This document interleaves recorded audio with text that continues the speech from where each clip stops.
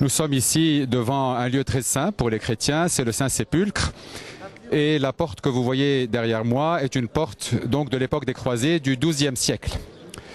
Alors le Saint-Sépulcre, c'est quoi? C'est en même temps le lieu de la crucifixion de Jésus et puis le tombeau vide de Jésus ressuscité. Les deux lieux ne sont pas dans deux églises différentes puisque ce sont deux lieux qui étaient très proches l'un de l'autre en dehors de la ville à l'époque de Jésus, puisque crucifier quelqu'un, eh bien, c'était souiller le lieu où il était crucifié. Quand un condamné était crucifié, il ne pouvait pas être crucifié à l'intérieur de la ville, mais à l'extérieur, en raison de la souillure, de la même manière pour l'enterrement. C'est après la mort et la résurrection de Jésus, plus tard, que finalement cette partie-là, ce lieu rocailleux, a été intégré dans la ville de Jérusalem. Mais les Romains ont bâti un temple païen dessus, un temple qui était dédié à Jupiter, à Junon et à Vénus. C'est au IVe siècle que Sainte Hélène, la mère de Constantin, avec l'aide de l'évêque Macaire, est revenue sur ce lieu-là qui n'avait pas été oublié, puisque les chrétiens se sont toujours souvenus que c'était là, que ça s'était passé.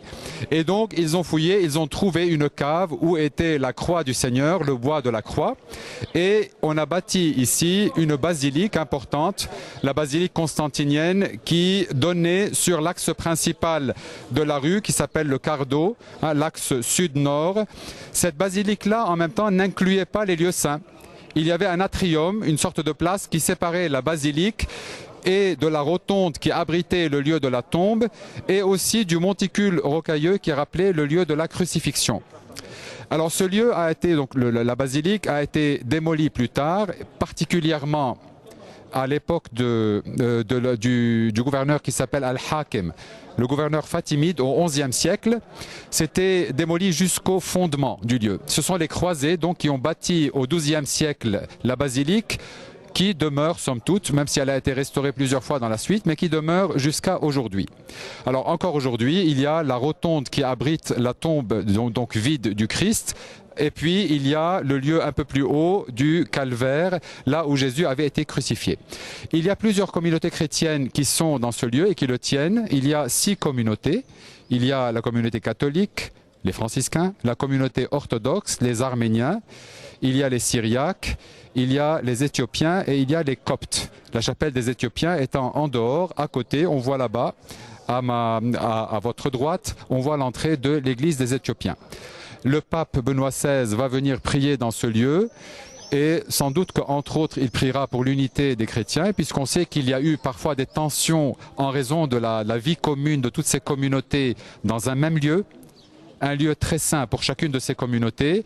Chaque jour, ils sont des milliers venus du monde entier se recueillir dans ce qu'il faut bien nommer le lieu le plus saint de la chrétienté. Tous les hommes, tous ceux qui croient en Dieu veulent venir ici. Sur le lieu même où le Christ est né, et surtout là où il est mort pour nous. Russes orthodoxes, grecs orthodoxes, melkites, coptes, catholiques latins, syriaques, le Saint-Sépulcre est un lieu unique. Le seul lieu où tous les chrétiens, quelle que soit leur confession, prient ensemble. À l'entrée de la basilique, la pierre de l'onction, objet d'une grande dévotion populaire, c'est sur une pierre de ce type que Jésus aurait été déposé. Si vous nous rejoignez à l'instant en direct de la basilique du Saint-Sépulcre où le pape vient d'entrer.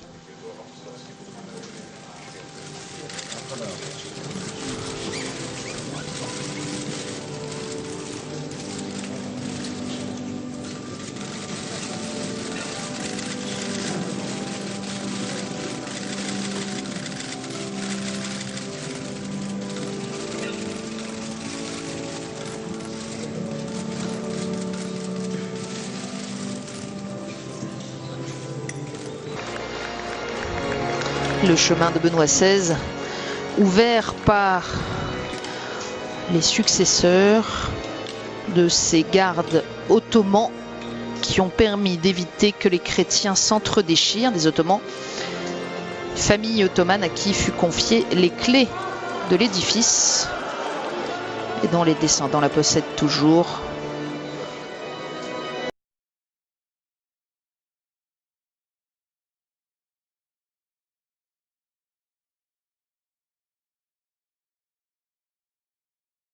Game.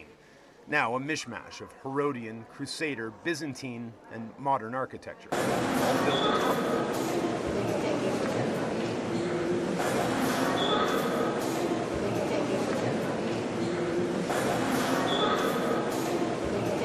As the Christian church fragmented, the Muslim Ottoman emperor gave each sect a zone of control. Part of the church Supernis luminaribus misceatur, flammas eius Lucifer matutinus inveniat. Ille inquam Lucifer qui nescito casum, Christus filius tuus, qui regressus ab inferis, humano generis serenus iluxit, et tecum vivit et regnat in saecula saeculorum.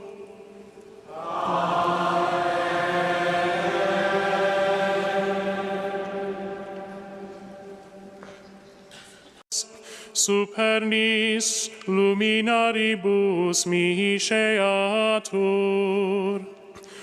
flammas eius Lucifer matutinus inveniat. Ille inquam Lucifer qui nescito casum, Christus filius tuus, qui regressus ab inferis, humano generis serenus iluxit, et tecum vivit et regnat in saecula saeculorum.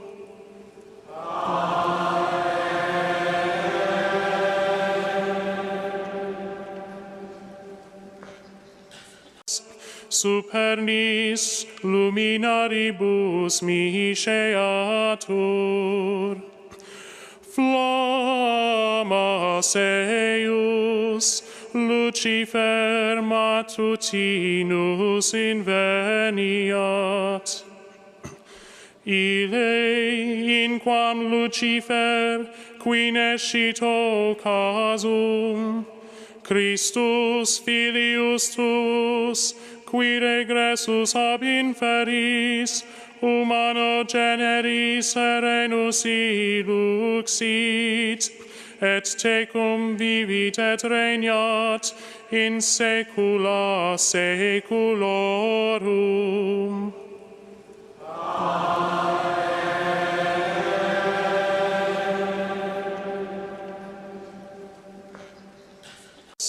Supernis luminaribus misceatur, flammas eius Lucifer matutinus inveniat. Ille inquam Lucifer qui nescito casum, Christus filius tuus, qui regressus ab inferis, humano generis serenus iluxit, et tecum vivit et regnat in saecula saeculorum.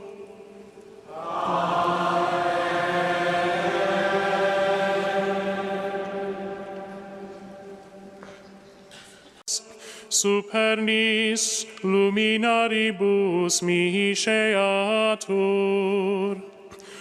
flammas eius Lucifer matutinus inveniat.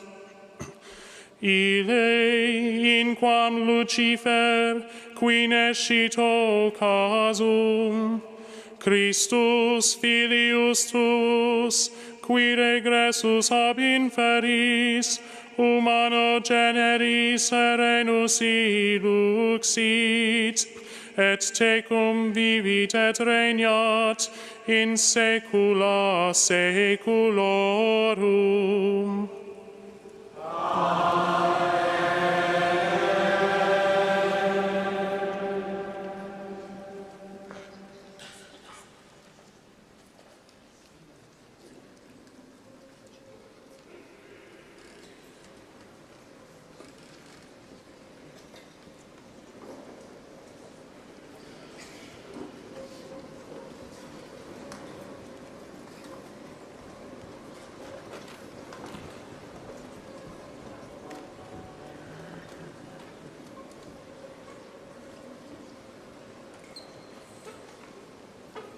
Alors nous allons regarder cette vidéo avec des témoignages sur un miracle qui se produit chaque année à l'église du tombeau du Christ à Jérusalem, samedi saint, le jour précédent la résurrection. C'est le miracle le plus ancien attesté chaque année, parfaitement documenté depuis 15 siècles. Aujourd'hui l'événement est retransmis en direct. Il s'agit du feu sacré qui sort miraculeusement du tombeau du Christ à leur anniversaire de la résurrection. Voici le témoignage d'un membre de la chorale orthodoxe au deuxième tour de chant. Je restais près du pilier, dit-il, je vis la lumière sortir comme des éclairs au-dessus de nous. Le patriarche était déjà rentré, il y avait des éclairs comme des milliers de flashs lumineux et des flammes commencèrent à sortir du sépulcre comme des boules de feu, comme un lance-flamme projetant sans arrêt des flammes de partout. Ces flammes tournaient en l'air et elles passaient à travers les cheveux des gens. Elles allumaient les cierges et elles n'ont brûlé personne. L'une d'elles m'a frappé la poitrine, tombée sur moi et mes cierges se sont allumés là, ces 33 cierges là.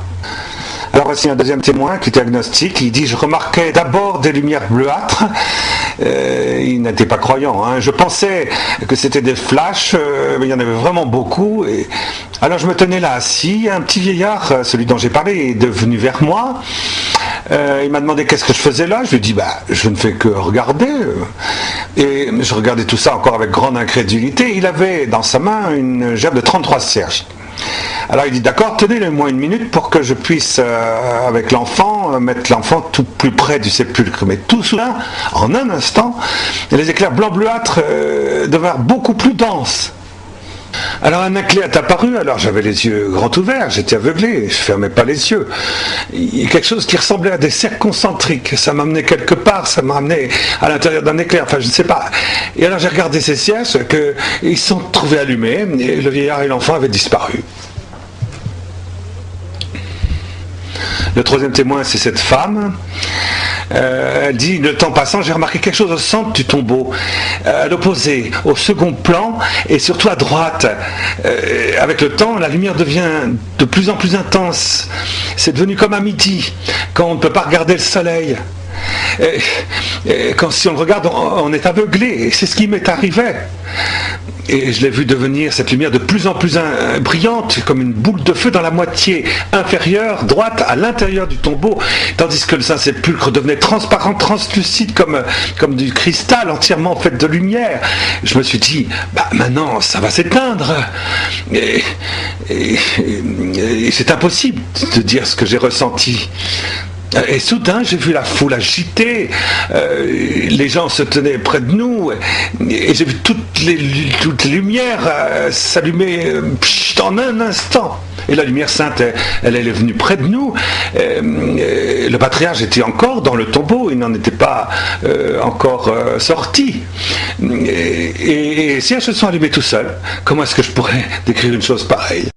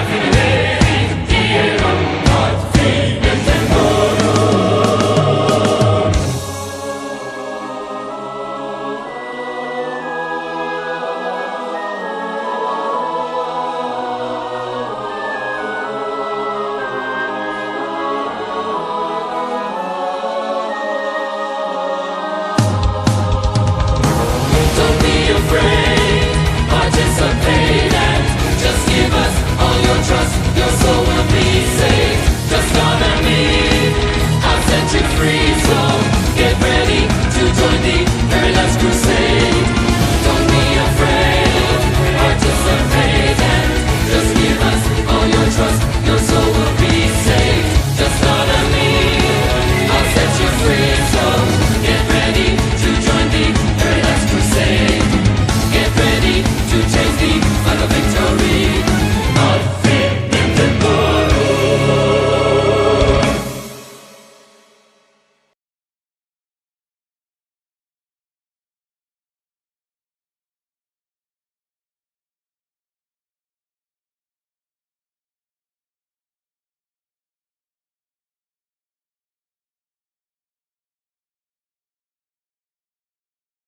Chrétiens d'aujourd'hui, tous les chrétiens, sans exception, ils sont dans l'erreur. Dans l'erreur. Oui. Alors, d'abord, il faut savoir, on va commencer dès le début, il y avait Horus.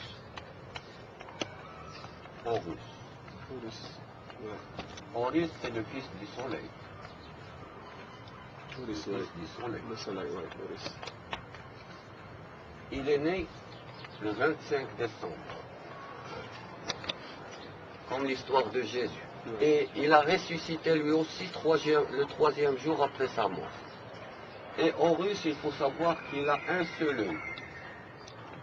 D'après la légende Horus, il n'a qu'un seul œil parce que lui, c'est le dieu de la lumière. Et il se bagarre toujours avec le dieu des ténèbres qui est Seth. Regardez, 7 comme le 7. Le 7, oui. Comme le 7. Alors, Horus, le 7, un jour, il a crevé l'œil de Horus. Alors, Horus, il n'a qu'un seul œil. Il faut savoir ça. Il n'a qu'un seul œil. Alors que les chrétiens qui disent maintenant qu'ils sont sur la voie de Jésus, je leur pose une question. Est-ce que Jésus, il se rendait au temple le dimanche pour célébrer la messe? Non. Il se rendait le samedi, le sabbat, parce que Jésus, il est israélite. Il n'était pas chrétien. Et Jésus, il n'a jamais été à l'église parce qu'il n'y avait pas d'église. D'abord, on doit savoir que Horus, il a une tête d'aigle. Il a une tête d'aigle. Il est représenté toujours par une tête d'aigle. Et les chrétiens d'aujourd'hui, tous, ils vont faire la messe le dimanche. Et c'est quoi le dimanche en anglais? Sunday. Et c'est quoi Sun? C'est le soleil. Et Day, c'est le jour du soleil. Donc les chrétiens, ils vont célébrer leur messe le jour du soleil. Sunday, le jour du soleil. Donc leur Dieu, ce n'est pas notre Dieu Allah. Leur Dieu, il n'a qu'un seul œil, comme dit Dieu. Un seul œil, pas sans X. Dit Dieu. C'est lui, c'est le diable, c'est l'antéchrist qui n'a qu'un seul œil. Et depuis toujours seulement, il change de visage. Depuis le temps, et chaque fois, il prend une forme. La dernière, c'était celle du Christ. C'est l'antéchrist, c'est lui. C'est le même. Et où est-ce qu'ils vont prier, les chrétiens? Le lieu, comment il s'appelle le lieu? L'église. Église. Vous n'entendez pas aigle? Aigle. Aigle. Église. Alors, leur Dieu, c'est le soleil. Et un seul œil, regardez l'œil, c'est comme le soleil. Regarde. Et regardez le mot soleil et seul œil. C'est seul œil. Soleil. C'est-à-dire leur Dieu, c'est le soleil. Et c'est quoi le soleil? Le soleil, il est fait de feu. Il est fait, c'est une planète de feu, un astre de feu. Il n'y a que le feu. Et de quoi il est créé Satan? D'après la version musulmane. Il est créé de feu. C'est ça. C'est écrit dans le Coran, il est créé de feu. Donc c'est lui le fils du soleil. c'est le Satan. Alors eux, ils prient Satan.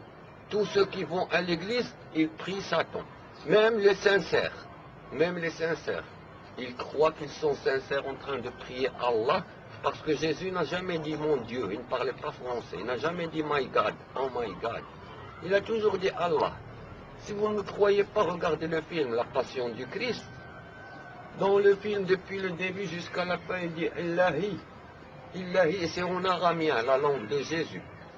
Illahi. Illahi. Alors il n'a jamais... Et le mot qu'ils ont dit fils, Rab. Jésus il dit Rab. Il ne dit pas Ab. Ab. Rab. Rab c'est Allah. Mais Ab c'est père. Lui il ne dit pas Ab. Il dit Rab. Rab. Supernis luminaribus miseatur, flammas eius Lucifer matutinus inveniat.